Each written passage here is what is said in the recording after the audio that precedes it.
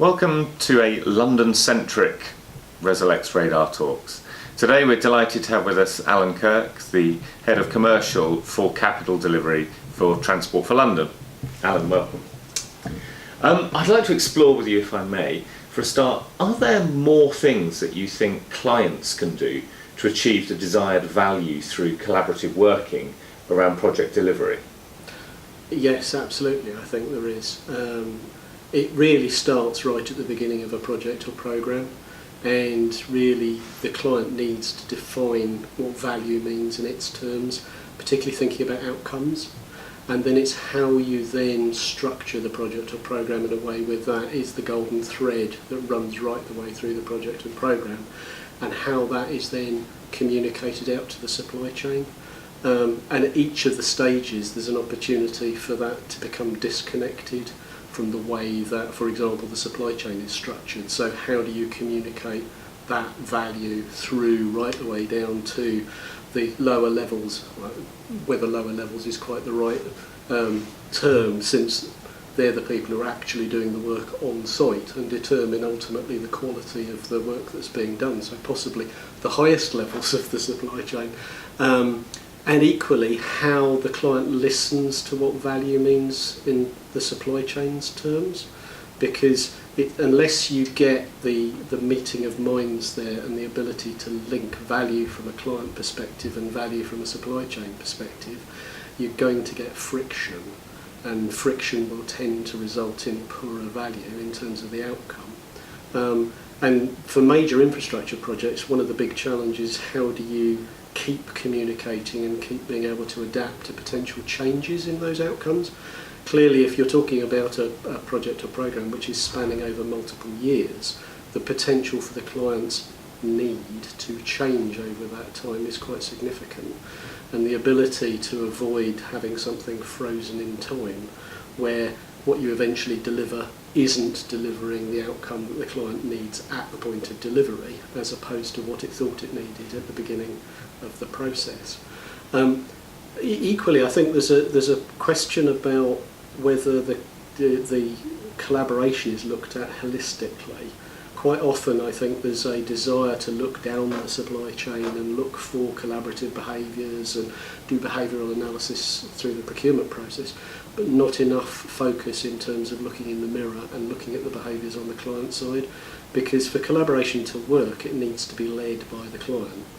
And I think there's a real challenge there in terms of being able to demonstrate those behaviours and set that out very early on, starting off in the mobilisation process and ensuring that there's a shared set of understanding about what collaborative behaviours and values need to be for the project to be successful. Getting that disseminated right the way through the supply chain so everybody is on the same page, and then really sticking with it, because collaborative behaviours are great at the front end when there aren't any stakes having built up and issues haven't arisen. It's how you deal with those issues collaboratively when they do arise, and on a major infrastructure project or programme there will be unforeseen matters that are likely to disrupt the plan, and those are the sort of things that you need to deal with early on, and so that's where it really gets tested. And so if we just even go back slightly further than mobilisation, are there challenges that you face as a public sector client in the procurement that need to be addressed to really make it work? Yes, I think there are. I mean, clearly in a public sector environment with regulated procurement processes, there is a framework, there are a set of rules that you have to work within. But you can work within those rules if you start in the right place. And I think the real challenge is how through that process you structure what you're procuring in a way that helps deliver that value. So how you're linking objectives, how you're setting up key performance indicators and incentivisation within the contracting arrangement, so it provides the foundation to enable collaborative behaviour to successfully develop. In a contract, you can't really have legally enforceable positive behaviours. You can set out an intent, It's really providing that foundation, creating that environment, and then building on top of that. And part of that is through that procurement process, really communicating what it is that you need and what your expectations are and how you're going to behave, so that the supply chain can respond to that. The biggest challenge, I think, overall is a lot of these things are very difficult for people outside of the process to understand and be able to objectively value easily, whereas people within it can much more easily identify what they're looking for, the sort of behaviours, the sort of evidence that can be provided to demonstrate that. But it's very easy for people to understand the pounds and pence. And so there's a big danger that there's a large focus on getting to lowest tender price instead of most economically advantageous. And the whole purpose of having a most economically advantageous tender outcome is looking at the outcome of the overall delivery and not just the outcome of the procurement process. There's a whole history of projects and programs where a low tender price has not translated into a low outturn price. And the danger is if you have that race to the bottom in terms of tender pricing, that it completely undermines what you're trying to do in terms of creating that collaborative environment, because it will dictate the supply chain's behaviour in order for them to derive value, because their value is often delivered in terms of turnover and profitability, which can quite often be potentially in conflict with the client's requirement to deliver an overall best value solution unless it's framed in the right way. So another topic I'm interested to explore with you is the opportunity to look out beyond just projects, and particularly beyond procuring for just project delivery, out to maybe program-wide partnerships, or as in the Infrastructure Client Group Project 13, the enterprise model. Where do you think those initiatives sit, particularly within your experience of TfL? I think it's quite clear that the traditional industry model has reached its limitations in terms of the level of productivity and the ability to deliver best value. And I think the genesis of some of that thinking around Project 13 has very much been around trying to deliver better productivity, greater certainty from a project, from a client perspective, but also to try and, I think, rebalance some of the constraints that exist in the traditional model.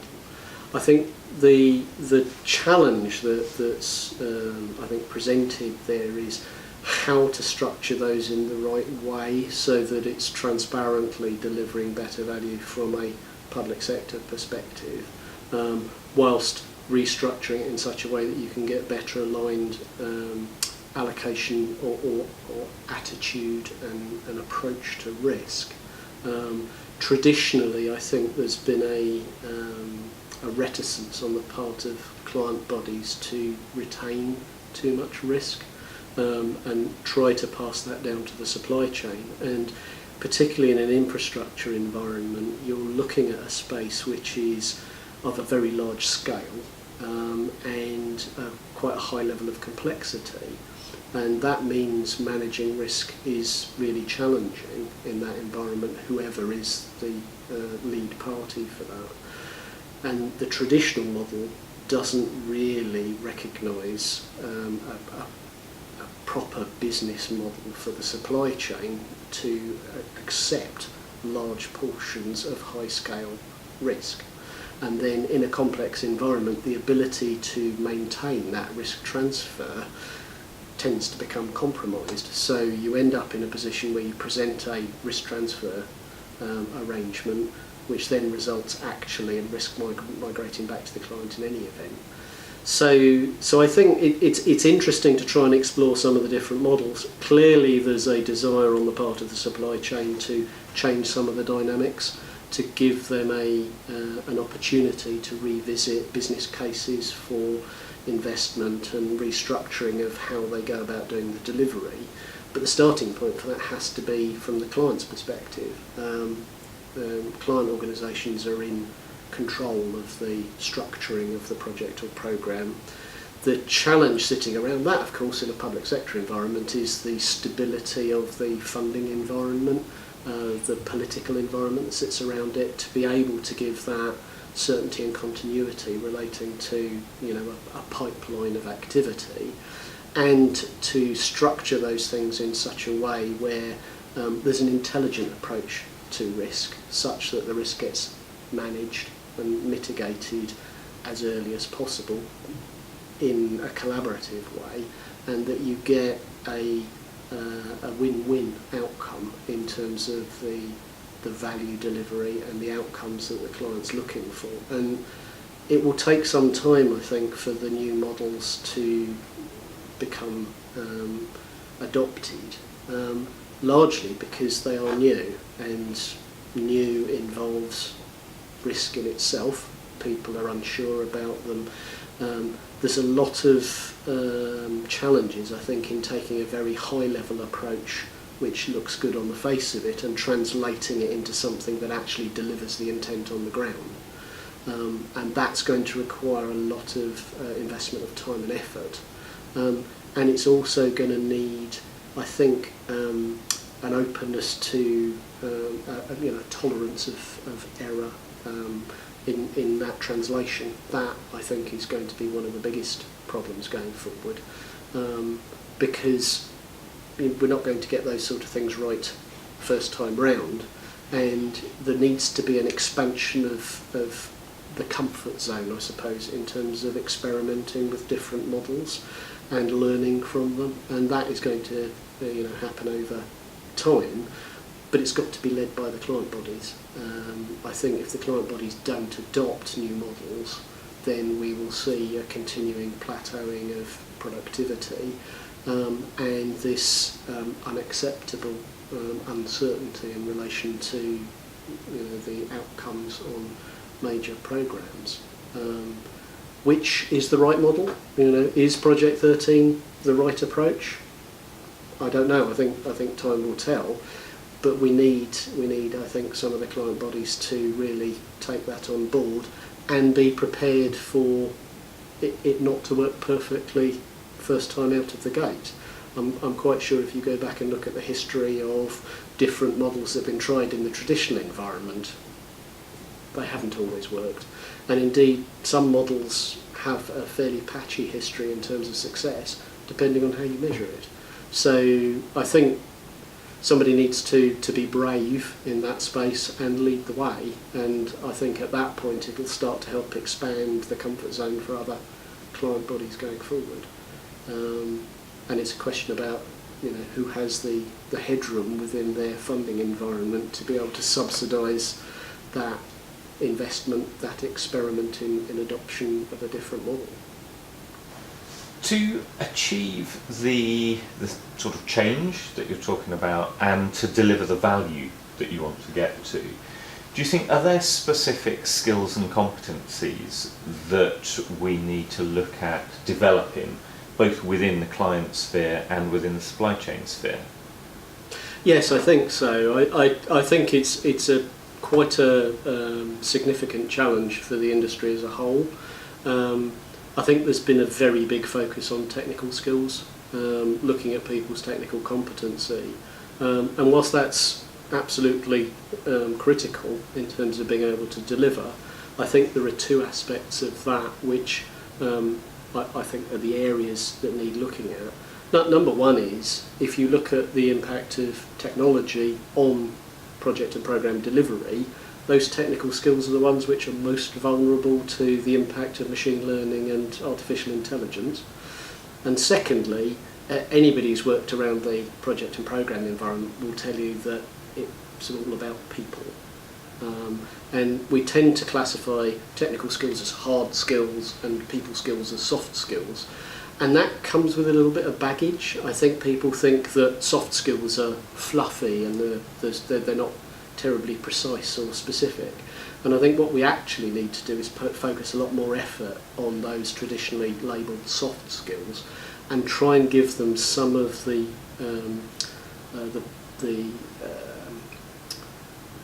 perspective of a hard skill. So provide that more scientific, researched underpinnings, provide people with the tools, provide them with the guidance to be able to deal with those people issues in the way that they might deal with, say, a more traditional technical skill. Now, obviously, they are different. Anybody who's worked with a team of people knows that people are rarely as predictable as, say, concrete or reinforcement. And indeed, that's the whole value of having people in the process, is the ability to harness that creativity, to be able to make the team greater than the sum of the parts. So you would need to approach it differently, but I think people struggle with some of those things because they don't have the tools and because they don't have the training to be able to deal with some of those challenges. I think the other thing that's particularly relevant going forward is technology, not just in terms of how we deliver projects and being able to leverage that technology effectively, and how do you use technology to encourage collaboration and enable it as part of the delivery process, but also technology in terms of the assets that are being delivered. I think we're moving into an environment where there's more and more technology present in the assets that are being delivered, and it's presenting yet another challenge for people to address in terms of that delivery. And if anything, those technology assets drive a greater need for project and program teams to work collaboratively. Otherwise, you end up in a situation where you've invested a huge amount of capital, but actually you're not delivering the outcome that was required at the end. A lot of these systems require integration both with the physical assets and with the business operation or whatever the client body's looking for.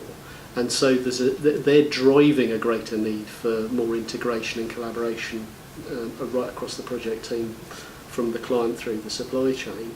And that combined with the need for, I think, more rigorous approach to those softer people-related skills and really enabling that collaborative behaviour, I think are, for me, the big challenges looking forward.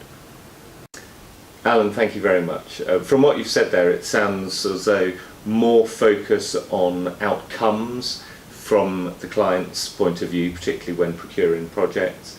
The opportunity not to be nervous to try some of these new models and be accepting that they may not work perfectly first time, and some development around the behavioural and, as you say, traditionally described as soft skills for skills and competencies both within clients and supply chain will hopefully enable us to hit those new levels of productivity that we would all like to see from the point of view of the country and particularly publicly operated services. Yeah. So thank you very much for your input today. Thank you.